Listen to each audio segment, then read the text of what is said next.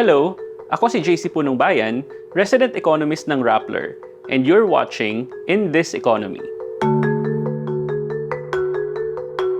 Sa series na ito, pag-usapan natin ang ilang fast facts hinggil sa ekonomiya ng Pilipinas, pati ang ilang economic issues na lumalabas sa balita. Sa episode na ito, talakayin natin, learning losses sa Pilipinas, maaagapan pa ba? Alam niyo ba na kahit bago pa sumapit yung pandemic, ang Pilipinas ay meron ng 90% learning poverty rate. Ibig sabihin, 9 out of 10 sa mga batang grade 5 ang hindi naiintindihan ang kanilang nababasa. Ang learning poverty rate na ito ang isa sa pinakamataas sa ASEAN.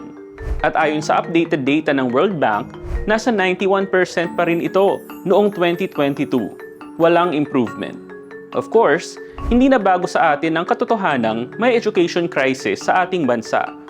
Pero kung patuloy na magiging kulelat ang mga estudyanteng Pilipino sa reading, math at science, hindi magiging productive ang mga bata paglaki nila at hindi uusad ng mabilis ang ekonomiya natin sa hinaharap. May pag-asa pa bang maremedyohan ang learning poverty sa bansa? Ayon sa bagong pag-aaral ng isang grupo ng mga ekonomista at development experts, all is not lost. May pag-asa pa. Na-interview ko recently para sa Rappler Talk si Noam Angrist, co-founder ng isang NGO at nag-spearhead sa isang multi-country study na ginanap sa 5 bansa kabilang ang Pilipinas. Nagsagawa sila ng tinatawag na randomized control trials o basically mga eksperimento para malaman kung anong klaseng mga interventions sa edukasyon ang makapagpapababa sa learning losses na idinulot ng pandemya. Natagpuan nila na noong kasagsagan ng lockdowns, naagapan ng mga guro ang learning losses sa pamamagitan ng lingguhang pagtawag at pagbibigay ng tutorials sa kanilang mga estudyante over the phone. Naging epektibo rin ang pagte-text sa mga bata ng mga simpleng math exercises. Sa katunayan, pinakamalaki ang epekto na nakita nila sa Pilipinas at Uganda, mga bansa kung saan sobrang tagal na mga lockdowns at school closures.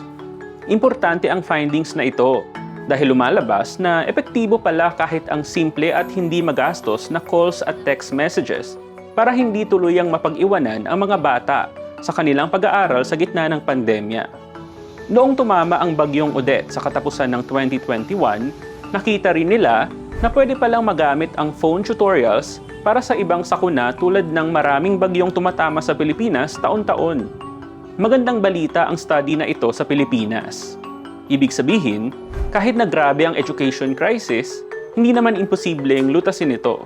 Basta lang, patuloy na magiging bukas ang isip ng gobyerno sa resulta ng ganitong klase mga pag-aaral at patuloy na makikipagtulungan sa mga eksperto para sa paghahanap ng mga solusyon.